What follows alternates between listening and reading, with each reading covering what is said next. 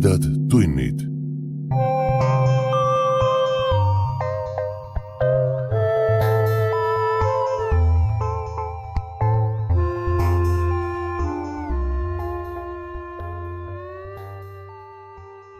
Tere, hea ulmesõber!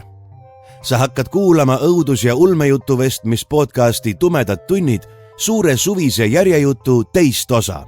Aasta on 2025. Mina olen saatejuht Priit Öövel.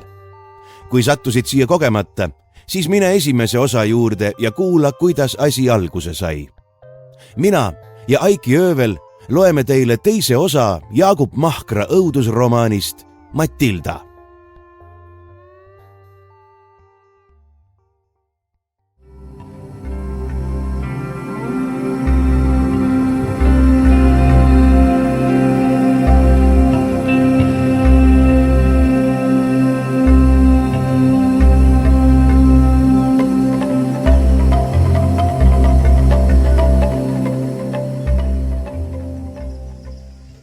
Päevad möödusid.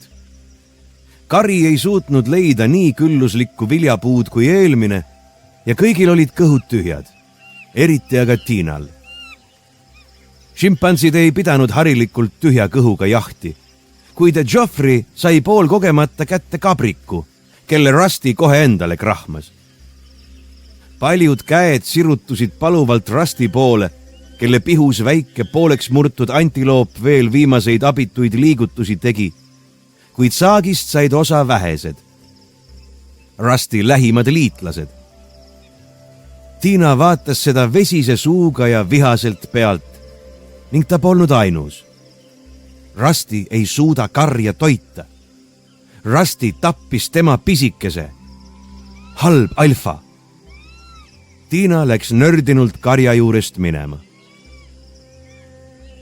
Tiina liikus aeglaselt, sest Matilda ei osanud tal seljas ratsutada nagu päris ahvilapsed, vaid teda tuli käes hoida.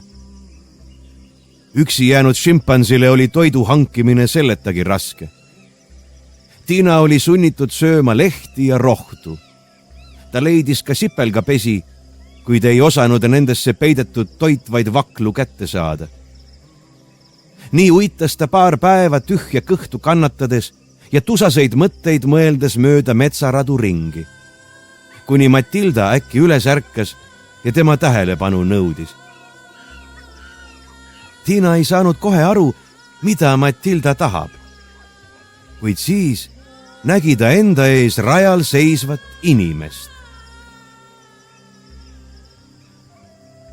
Kui Tiina tunni aja pärast karja juurde ilmus ja uratades toidu leidmisest teatas, ei suvatsenud enamik neist end liigutada. Kari oli vahepeal uue viljapuu avastanud ja magustoiduks koolupusi küttinud ning tegeles nüüd täiskõhutunde nautimise ja logelemisega. Rusty lebas külili ja lasi mitmel teisel ahvil end sugeda. Ta oli eluga äärmiselt rahul. Mis sellest, et too Tiina veel mingit liha sai? Rusty ei suvatsenud isegi pead pöörata ja tema sugejad samuti mitte. Osad läksid siiski Tiinaga kaasa. Eeskätt nooremad šimpansid, kellele koolopuse liha polnud jagunud. Tiina juhatas nad maas lamava väikest kasvu inimese juurde. Inimesel polnud alumist lõualuud ja kõri asemel haigutas kuiv auk. Tiina toetas jala inimese kehale, võttis tolle käsivarrest kinni ja rebis selle demonstratiivselt küljest. Siis vaatas ta teistele järgemööda otsa. Kohe kerkis üles mitu paluvat pihku. Käsivarre sai endale Joffrey. Ja seejärel rebis Tiina korralikud tükid ka teistele. Varsti istus inimese jäänuste ümber 10 äärmiselt täissöönud šimpansi, kes laisalt oma kihvade vahelt lihakiude nokkisid ja kelle kleepuvate mokkade ümber tiirutasid kärbsed. Peale sööki leidis Joffrey, et Tiina kasukas on huvitav asi, mida sugeda, ning ka mitu teist noort šimpansi tegid selle sama tähtsa avastuse.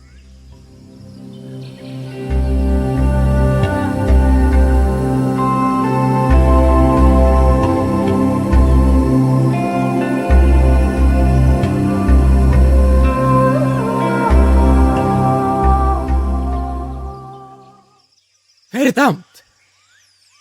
Vandus Schmidt. Kui ma ütlen, et siin pole midagi vaadata, siis kuulake. On teil nüüd parem, et te seda nägite? Parem? Nad tapsid inimese. Kilali mets kuulub šimpansidele. See inimene tuli nende territooriumile. Ta oleks pidanud ettevaatlikum olema. Mis nüüd saab? Nüüd peame me selle paiga põhjalikult üle vaatama. Tunniajase otsimise käigus leidsid Schmidt ja Pärn veel mõned riidetükid, kuid mitte midagi enamat. Kuidas on võimalik, et siin mitte midagi pole? Küsis Pärn, kui nad olid otsingu lõpetanud. Mitte ainsat konditükkigi. Me oleme džunglis. Raipesööjad on siin väga operatiivsed ja raisku ei lasta midagi. Alternatiiv oleks palju halvem. Alternatiiv? Et külarahvast ta üles leiaks. Mis selles halba oleks? Kuidas te võite nii naiivne olla, Pern? Šimpansid on ainsad loomad Kilali metsas, kes on võimelised inimese maha murdma ja külarahvas teab seda. Sellele järgneks kättemaksu aktsioon. Neid ei huvita, et siin on looduskaitseala ja šimpansid on ohustatud liik. No saab seda siis neile pahaks panna? Saab küll, kurat, võtaks. Ma ei luba kellelgi minu šimpanse puutuda. Kas te kuulete, Pern? Mitte kellelgi. Nii et te ei plaani neile midagi öelda? Täpselt nii, Pern. Ja teie ka ei ütle. Kui te ei taha just saada kuulsaks sellega, et ässitasite vihase rahvajõugu oma uurimisaluste loomade kallale. No aga kui nad võimude poole pöörduvad? Võimude? Te mõtlete politsei poole? Te pole enam Euroopaste loll pea. Džunglis pole mingit politseid. Inimesed lähevad aeg-ajalt kaduma ja ongi kõik. Aga kui keegi seda videot näeb? Miks peaks? See videoklipp siin kaameras ei paku teadusele mingit huvi ja seetõttu kustutan ma selle ära.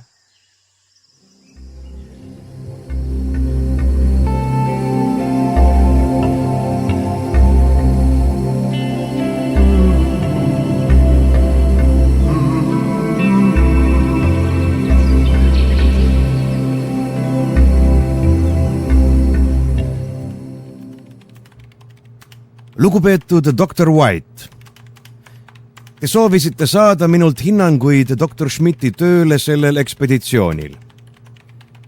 Juba ekspeditsiooni esimestel päevadel märkasin ma Dr. Schmidti tegevuses lahknevusi praeguse ajal soovitatavatest praktikatest primaatide uurimise vallas. Näiteks harrastas ta uurimisaluste loomade toitmist ning astus nendega füüsilisse kontakti, vastastikune karvastiku sugemine. Samuti ja seeläbi seadis ta ennast ja mind potentsiaalselt ohtlikku olukorda. Siiski ei teatanud ma sellest teile kohe, kuna ma ei soovinud seada kahtluse alla endast palju kogenuma primatoloogi tegevust pelgalt esimeste päevade mulje põhjal, ega tema õigust oma meetodite rakendamisele, olgu need kui tahes küsitavad. Teisisõnu, ma otsustasin oodata ja vaadata, kas tema meetodid osutuvad tulemuslikuks. Ehkki me oleme seniste nädalate jooksul omandanud väärtuslikke uurimismaterjale, juhtus täna midagi, mis sundis mind teile seda kirja kirjutama. Lühidalt öeldes, avastasime me ühest rajakaamerast salvestise, kuhu on jäädvustunud inimese, tõenäoliselt kohaliku elaniku tapmine šimpanside poolt. Olgu öeldud, et videot tervikuna nägi ainult Dr. Schmidt ja seetõttu ma selle detaile kommenteerida ei oska.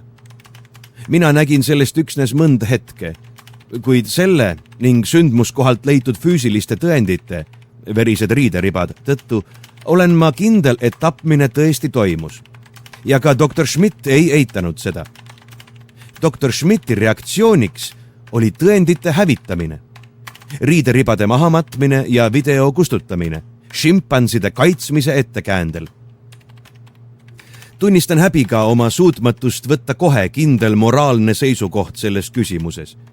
kirjutan selle kirja teile, et te saaksite otsustada, kuidas doktor Schmidtiga edasi toimida. Kavatsen ise võtta homme ette retke kohalikku kauplusse, kus on telefon. Doktor Schmidtil on satelliittelefon, aga ta lubab seda kasutada üksnes hädaabikõnedeks ja teatada võimudele inimese surmast. Teie, Henrik Pärn. Pärna sõrm vajutas nuppu kustuta. E-kiri haihtus olematusse. Pärn pani arvuti kinni ja ronis madratsile. Mida ta enda arvates teeb? Kus on tema selgroog? Inimene on surnud. Tema omaksed otsivad teda kindlasti taga. Nende mure on piiritu. Pärnale meenus, kuidas tema lähim sõber kadunuks jäi. Sõber leiti mitu päeva hiljem El Capitani jalamilt. Ta oli läinud ronima kedagi informeerimata, ilma turvavarustuseta. Kas videos nähtud inimene läks samamoodi metsa, ilma teistele midagi ütlemata? Siin džunglis polnud tõesti imestada, kui kadunut ei leitagi. Omastele ütlemine annaks neile vähemasti teadmise, mis juhtus. Ja meelitaks neid kätte maksma. Selles osas oli Schmidtil ilmselt õigus. Kättemaks aga inimest ellu ei ärata. Ja šimpansid olid ohustatud, hindamatud, ainulaadsed loomad. Loomad? Pärast Kilalis veedetud nädalaid kõhkles Pärn vahel, kas neid võis nii nimetada. Nende sarnasus inimestele polnud üksnes mingi geneetilise läheduse protsent. Polnud üksnes pealiskaudne võrdlus. Nad olid tõesti inimeste moodi. Jõhkruses, jah, aga ka individuaalsuses, iseloomus. Iga šimpansi tapmine oleks sisuliselt mõrv. Mõrv. Seaduse silmis mitte. Kiriku silmis ka mitte. Kiriku silmis oli mõrv hoopis videos toimunu ja Pärn kui katoliiklane, vähemalt nime poolest, oleks pidanud oma prioriteedid paika seadma. Tõrkus ainult Pärn kui teadlane. Kui ta võime informeerib, ei satu mitte ainult šimpansid ohtu, vaid ka ekspeditsioonil on kriips peal. Instituut võtab Schmidtilt sellise käitumise peale kindlalt rahad ära. Sellega lõpeks mitte ainult Schmidti karjäär, vaid ohtu satuks ka Pärna oma. Pärna tegu oleks moraalselt õige, aga pealekaebaja maine jääks talle külge. Ta oli tulnud siia selleks, et endale nime teha, mitte seda rikkuda. Kilali oli tema jaoks ainulaadne võimalus. Kui kõik korda läheb, siis kes teab, võib-olla õnnestub tal tulevikus päris oma ekspeditsiooni juhtida. Selle unistuse hind oli nüüd just kerkinud. Pärn tundis end räpase ja eksinuna. Ta proovis palvetada. Vanasti tegi ta seda sageli, aga ülikool oli selle kombe temast välja ravinud. Täna ei leidnud ta selleks õigeid sõnu.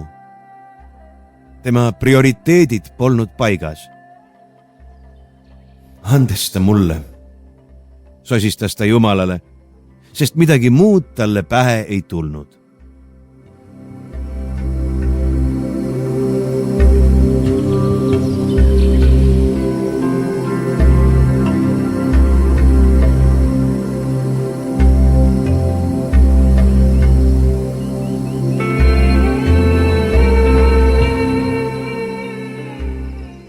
Tiina ei olnud enam tõrjutud ega üksi. Need, kellega ta inimest oli jaganud, olid ta oma seltskonda võtnud. Kõik nad olid karja võimuhierarhias madalal ja pidid sageli tühja kõhtu või suurte isaste jõhkrust kannatama. Koos tundsid nad end kindlamalt. Tiina õppis neilt, kuidas süljega immutatud lehenutsaka abil puuõõnest mett kätte saada ja kuidas pesast sipelgaid õngitseda. Need olid maiuspalad, mille hankimiseks ei pidanud olema suur ega tugev. Tiina oli jälle eluga rahul ja tema karv läikis. Ühel päeval, kui Tiina äärmiselt rahuloleval ilmel sipelgavakladega kaetud pulka lutsutas ja end selja tagant sugeda lasi, sattus talle peale Rusty. Rusty vihastas. Selline luksus ei olnud Tiina jaoks. See oli alfaisase privileeg. Rusty tormas Tiina poole, et teda karistada, ent peatus poolelt jooksult, kui Joffrey ja mitu teist noort šimpansi tema teele astusid. See oli ennekuulmatu. Rusty tavalisteks liitlasteks olid 2 tugevat täisjõus isast, Emilio ja Bolt, kes oleks Tiina kambast kindlasti jagu saanud. Kuid nood ei kiirustanud Rustyle appi. Rusty ei võinud teada, et mõlemad olid tema äraolekul Hobartiga sugenud, mis oli nende lojaalsust Rustyle õõnestanud. Rusty pidi noorte eest taanduma ja kogu kari nägi seda pealt. Mõni päev hiljem sai Rusty neile tagasi teha. Kari oli leidnud lookas viigipuu, mis oli šimpanside lemmikvili. Alles siis, kui karja vanemad liikmed olid kõhu täis söönud ja laiali läinud, pääsesid Tiina ja Joffrey jaole. Nad nokkisid suurema isuta teiste poolt ära põlatud vilju, kui kuulsid eemalt koolobuste hoiatuskisa. Koolobustel oli mitu erinevat kisa. Taevas patrulliva kotka jaoks oli üks ja see šimpanse ei huvitanud. Aga praegune hoiatas šimpanside endi eest ja see ütles Tiinale ja Joffreyle, et kari on hakanud jahti pidama. Kui Tiina ja Joffrey kohale jõudsid, oli jaht juba läbi. Kõikjal ümberringi kostis liha rebimise nätsket heli, kontide raginat, mokkade matsumist. Tiina ja Joffrey nägid juba kaugelt suure oksa peal istuvat Rustyt, kes oli end nii täis õginud, et ei viitsinud isegi oma hambus rippuvat poolikut koolobust alla neelata. Koolobuse pea ja käed kõlkusid õhus nagu küpsed viljad, kui Rusty lähenevad Tiina ja Joffrey poole vaatas.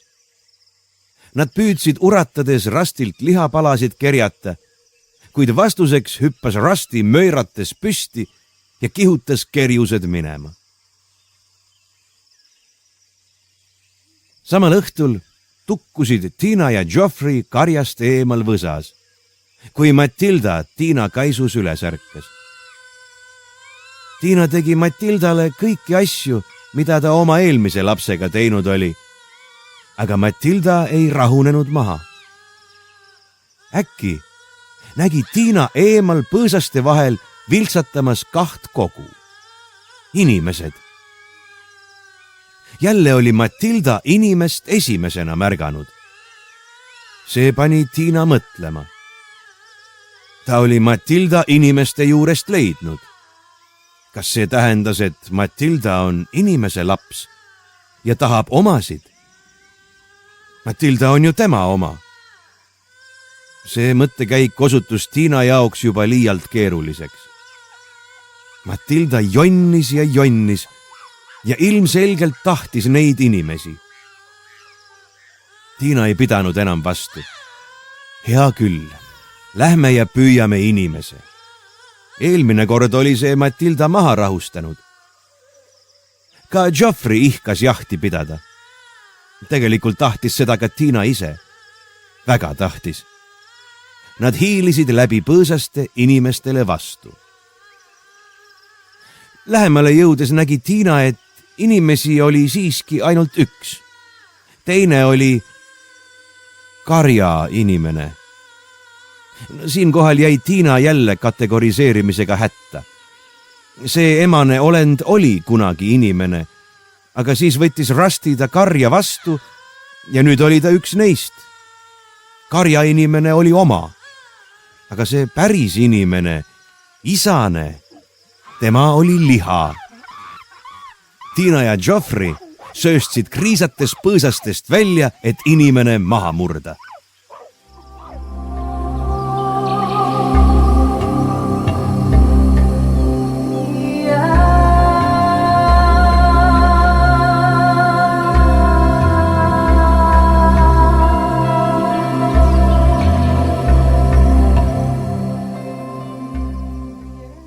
Schmidt ja Pärn ei rääkinud rajakaamera intsidendist enam kordagi ja igapäevane rutiin jätkus.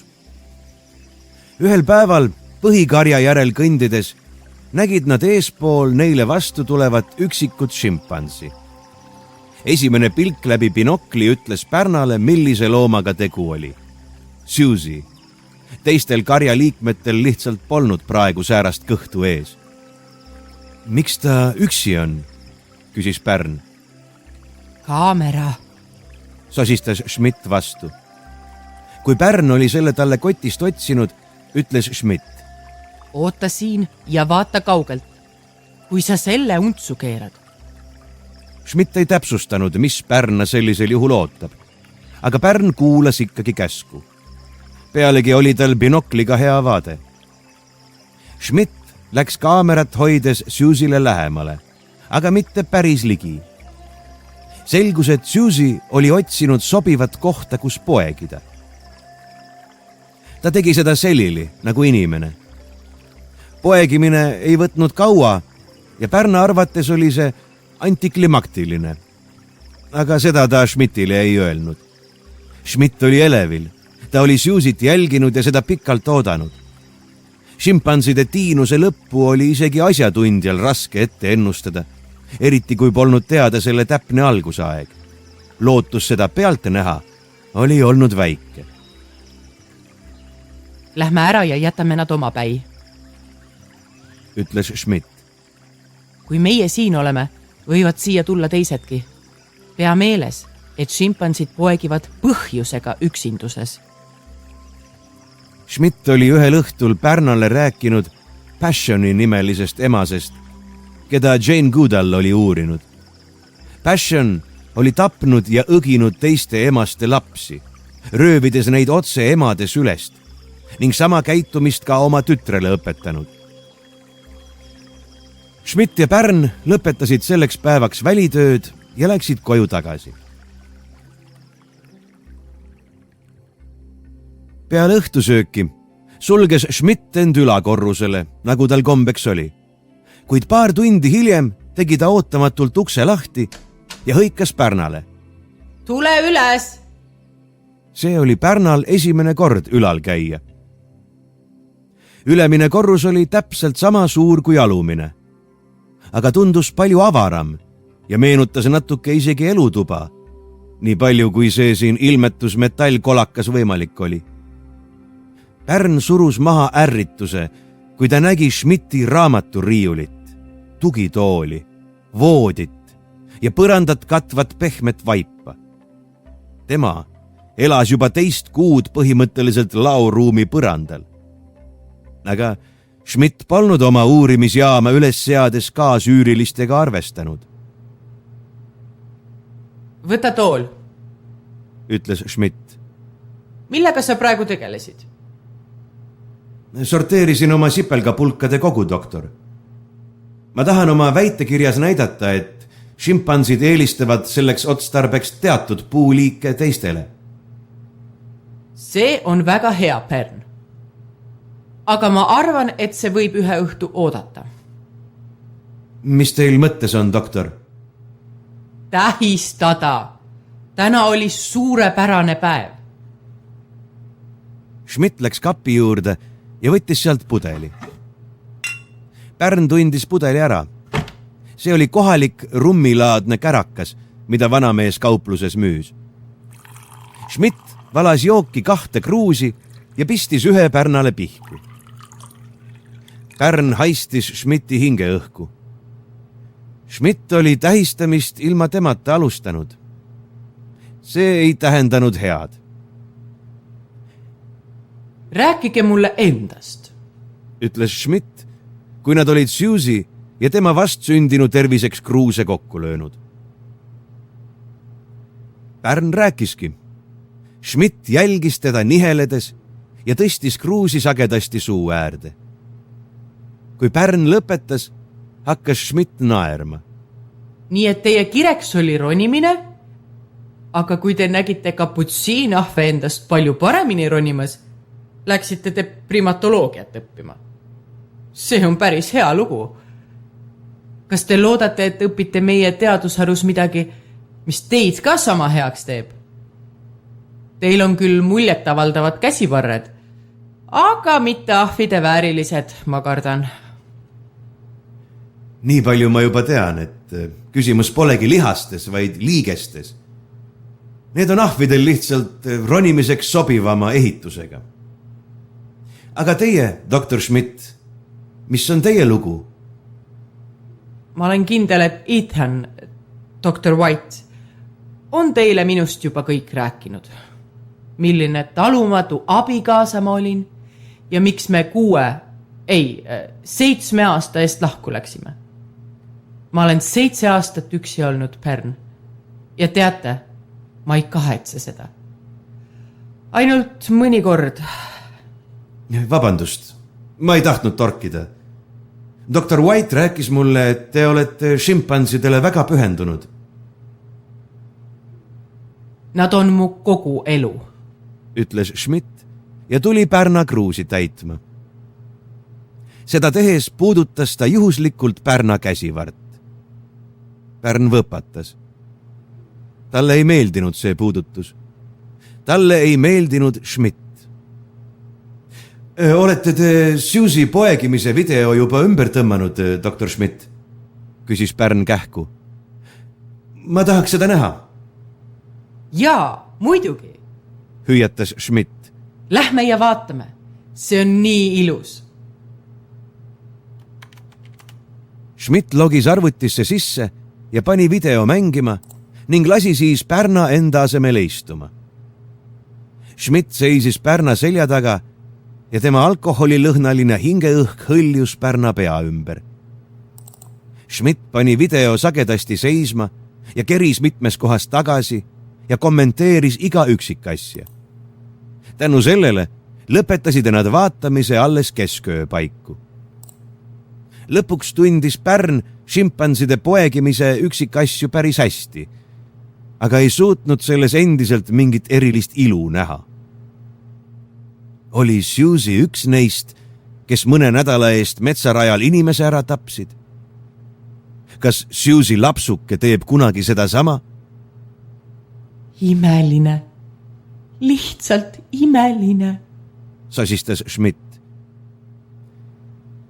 Nii et me ei tea, kes karjast õnnelik noor isa on. Ei. Indlevad emased paarituvad paljude isastega. Alfaisased püüavad vahel seda piirata, aga nad ei saa alati kohal olla. Võib öelda, et emastel šimpansidel on vabadusi, mida inimnaistel ei ole. Siis see juhtus. Pärn tundis oma laiadel õlgadel Schmidti käsi. Oli aru saada, et Schmidt oli pikalt üksi olnud. Ta ei osanud absoluutselt masseerida, kui ta üldse kunagi oskas. Pärn pööras aeglaselt ringi ja vaatas üles Schmidti poole. Otse pea kohal rippuv laelamp pimestas Pärna ja ta ei näinud korralikult Schmidti nägu, mis paistis must nagu šimpansil. Schmidti hall maika oli higist märg. Ülakorrusel oli palav ja Schmidt näiski seda eelistavat. Ning tema väikesed rippusrinnad joonistusid selle alt selgelt välja. Lambi ebasõbralik, steriilne valgus tekitas nibude alla varje, mis olid teravad nagu varjud kuul. Pärnale meenusid Suzy ja teiste imetavate šimpanside valged, vaglataolised nisad. Nood olid olnud talle vaatet rohkem meelt mööda ning šimpansid ei haisenud vähemasti odava alkoholi järele. Doktor Schmidt, ma olen katoliiklane ja ei saa teile pakkuda, mida te soovite. Hea tööd! Nende sõnadega tõusis Pärn püsti, lahkus ülakorruselt ja sulges enda järel ukse. Pidu oli läbi ja mitte hetkegi liiga vara. Midagi oli peost siiski kasu olnud. Ja nimelt seda, et tänu joobnud Schmidti ebakindlatele sõrmedele teadis Pärn nüüd tema arvuti parooli. Katoliiklane missugune, mõtles Pärn.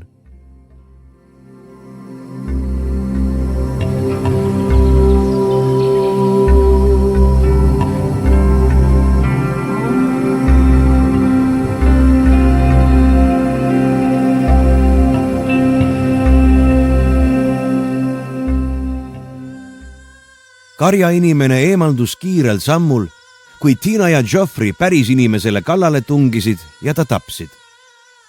Matilda ei rahunenud sellest maha. Tiina toitis Matildat, aga too ei jäänud ikka vait, vaid jonnis edasi. Tiina sai viimaks aru, mida Matilda tahab. Ei, karjainimene on sõber, teda ei puutu. Tiina ja Joffrey hakkasid Matilda jonnist hoolimata sööma. Lõpuks sai vist ka Matilda aru, jättis jonni järele ja edaspidi ta enam karjainimese kohalolekust välja ei teinud. Kui Tiina ja Joffrey olid end täis õginud, hakkasid nad teisi karjaliikmeid hüüdma. Esimesena saabus Hobart. Rusty oli ka tema koolopuse lihast ilma jätnud. Joffrey muutus Hobartit nähes ebalevaks, kuid Tiina läks elevile. Hobart oli vaimustav isane, kellega tasus häid suhteid luua. Võib-olla saab temaga pärast isegi sugeda. Tiina rebis inimese küljest terve toeka reietüki ja pakkus seda Hobartile, ootamata isegi kombekohast kerjevat žesti. Liha nähes paljastas Hobart kihvad, kriiskas, ronis lähima puu otsa ja põgenes võrastikku nagu pärdik. Tiina ja Joffrey olid segaduses. Kumbki ei teadnud, et Hobart oli noorena salaküttide kätte sattunud ja üksnes napilt eluga pääsenud. Inimene oli ainus asi, mida too söakas isane kartis. Ent liha ei jäänud söömata. Peagi hakkas saabuma teisi karjaliikmeid ja Tiina ümber kogunes juba tuttav punt noori šimpanse, kes olid tavaliselt toidujärjekorra lõpus. Need šimpansid olid harjunud liha kerjama Rustilt ja teistelt suurtelt isastelt, kuid nüüd kerkisid nende käed Tiina poole ja Tiina ei jätnud neid ilma.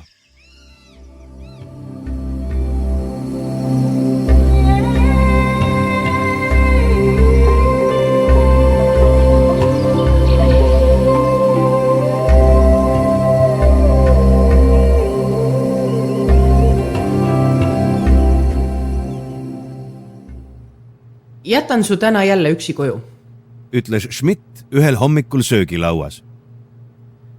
Peost oli möödunud kuu ja kumbki polnud toda õhtut maininud. Elu oli tavapärast rada mööda edasi läinud. Ah soo, kas te lähete Tiina juurde, doktor Schmidt? Ei, lubasin taas teejuht olla. Mis teha? Raha on vaja. Loodan enne õhtut tagasi olla. Mõni nädal varem oli Schmidt sama asja teinud ja kellegi läbi Kilali metsa ühte külla juhatanud. Kui te soovite, võin seekord ise minna, ütles Pärn. Ma tunnen nüüdseks metsa päris hästi. Ei või.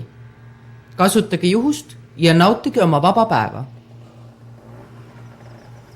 Varsti kostis õuest mootorimürinat.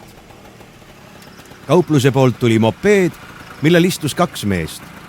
Nahavärvi järgi otsustades kohalikud.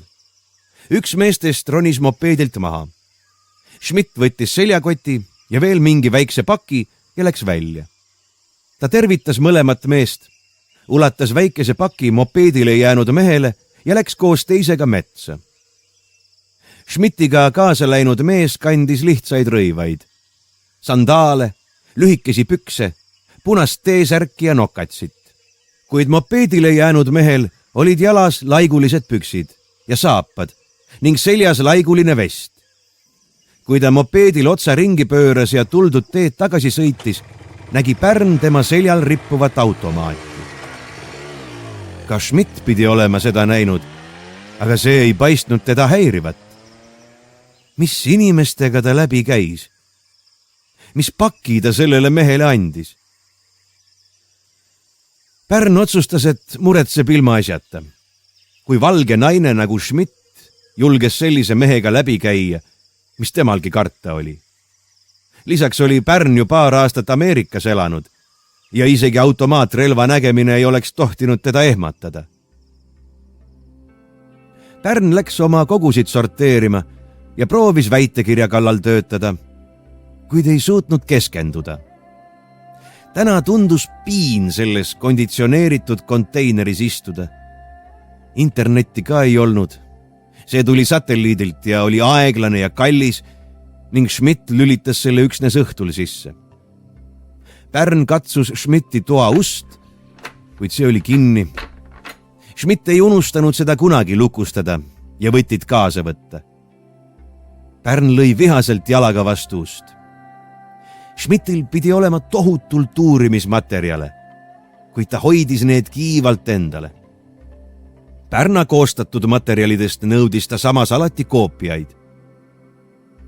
Tõenäoliselt plaanis Schmidt Pärna ära unustada, kui ta kunagi ekspeditsiooni tulemused avaldab. Selliseid asju oli ennegi juhtunud. Pärn ei kavatsenud seda lubada. Pääseks ta ainult Schmidti arvuti juurde, võiks ta kõigest koopiat teha. Schmidti arvuti oli aga raudukse taga peidus. Tuli paremat võimalust oodata. Pärn võttis jalgratta ja sõitis kauplusse, et end tuulutada. Ta ei kiirustanud, sest relvaga mees oli samas suunas läinud ja Pärn ei tahtnud temaga kokku sattuda. Pärn tegi ühel künkaharjal peatuse. See oli tema lemmikkoht Gilali metsas. Siit avanes hea vaade ümbritsevale maastikule ja siin oli ta Schmidtist vaba. Hommikul oli sadanud ja kogu mets auras enne lõunases soojuses. Päike heitis maailma peale läbi valgetest pilverünkadest kardina mahedat valgust. Pärn istus maha ja ahmis endasse džungli värvikirevat ilu ega mõelnud mõnda aega millestki. Ühe kõrge oksa pealt vaatas teda sarvnokkade paar. Madalamalt oksalt jälgis teda kameeleon, kelle kohalolu reetis üksnes sisaliku kummaliste silmade pöörlemine. All orus hüppasid koolopused puuvõradest välja, nagu delfiinid lainetest. Teeraja kõrval sibasid reas läikivad metallikrohelised sipelgad. Pärna pea puhkas. Hea oli vahelduseks jälgida loodust ilma analüüsimata, mõõtmata, hindamata. Pilved liikusid ja päästsid päikese vabaks.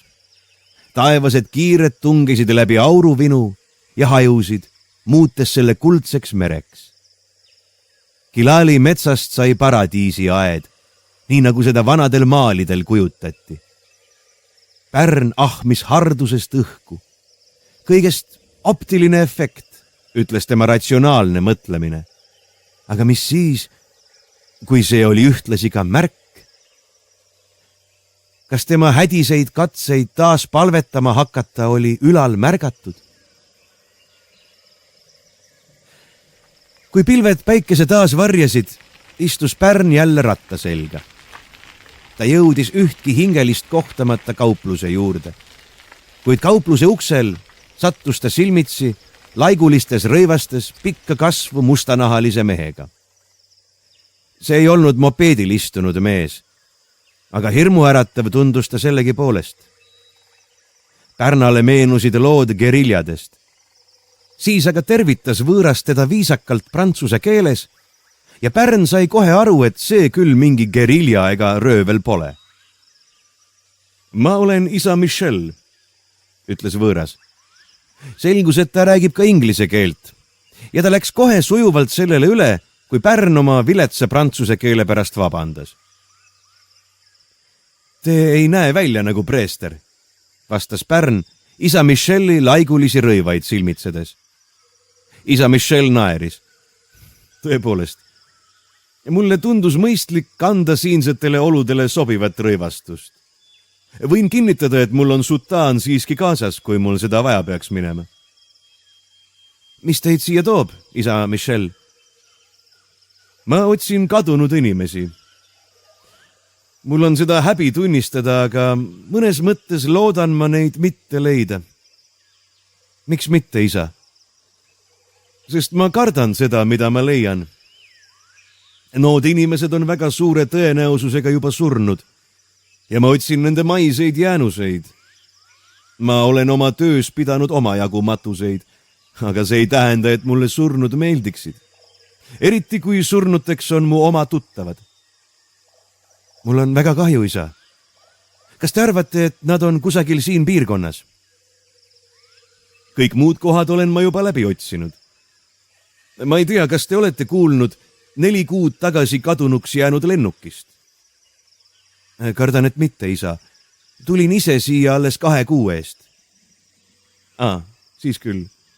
Lennuk minu tuttavatega tõusis õhku, suundus Ovando poole ja kadus. Võimud otsisid läbi kogu ala, kuhu lennuk oleks loogiliselt võinud kukkuda, ega leidnud midagi. Ametlikult on otsing lõppenud. Ainult mina ei ole veel jonni jätnud. Siin maal on paiku küll, kuhu kursist kõrvale kaldunud lennuk võib kukkuda, nii et keegi seda ei märka. 2 päeva eest kohtasin siit 20 miili kaugusel inimest, kes väitis end mäletavat üle tema maja lendavat lennukit, millel oli suitsusaba järel. Ja siin ma nüüd olen. Ma loodan, et te leiate siiski oma tuttavad, isa. Teadmatus on kohutav tunne. Aitäh teile, noormees. Muide, ega teie ei tea üht Madame Schmidti. Poepidaja ütles, et tema tunneb siinseid metsi hästi. Muidugi tunnen. Ma olen tema assistent. Kui te soovite, võin teid tema juurde viia. Ma kardan küll, et mu jalgratas 2 inimest ei kanna. Sellest pole midagi. Võin kõndida, kui te minuga sammu peate. Isa Michel paigutas oma seljakoti rattale ja seda käe kõrval lükates läksid nad Pärnaga teele. Koju jõudsid nad enne õhtut, kui taevas oli tuhm oranžiks tõmbunud. Schmidt oli juba tagasi ja tuli neile uksele vastu. Kes teie olete? Küsis Schmidt kulmu kortsutades. Mina olen isa Michel, madame. Ma tulen Owandost. Teie assistent arvas, et te saate mind aidata. Ma otsin taga ühte lennukit, mis 4 kuud tagasi kaotsi läks. Mul on kahju, aga ma pole ühtegi lennukit näinud. Vahest on siinset maastikku arvestades võimalik, et te pole seda lihtsalt veel avastanud. Doktor Schmidt, ütles Pärn vahele. Me oleme küll suure osa metsast risti põiki läbi käinud, aga mitte selle põhjaosa. Te ise ütlesite, et te pole sinna ammu sattunud. Võimalik, et lennuk on just seal. Kõik võib olla. Aga ma ei saa teid sinna lubada, isa Michel. See on teie enda ohutuse huvides, sest Gilali mets ei ole mingi park ja selle põhjaosa on praktiliselt radadeta. Aga peamiselt sellepärast, et teiesuguste võõraste siin viibimine häiriks šimpanse. Doktor Schmidt, te ju ise juhatasite täna ühe võõra läbi metsa, ütles Pärn. Pärn, kui ma midagi teen, siis on sel hea põhjus. Mis sest, et ma seda teile ei avalda. Aga doktor Schmidt, ütles isa Michel, kui te ise mind metsa põhjaossa viiksite, siis saaksite te hoolt kanda, et me šimpanse võimalikult vähe häirime. Võimatu, vastas Schmidt. Minu karjas on just praegu toimumas arengud, mida ma pean iga hinna eest jälgima. Mul lihtsalt pole aega. Ma viin teid ise sinna, ütles Pärn. Ma tunnen metsa ja oskan šimpanse vältida. Ma oleks väga tänulik, ütles isa Michel.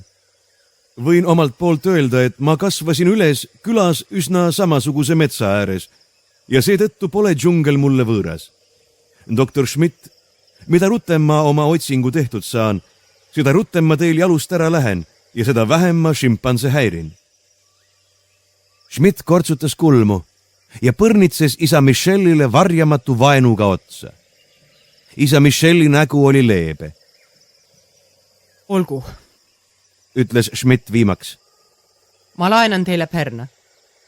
pärast tehke, et kaote. aitäh, doktor Schmidt, ütles isa Michel. mul on veel üks palve. kas ma võin selle aja teie majas ööbida? kui pern teid omale kaissu võtab, ütles Schmidt ja läks oma ruumi tagasi.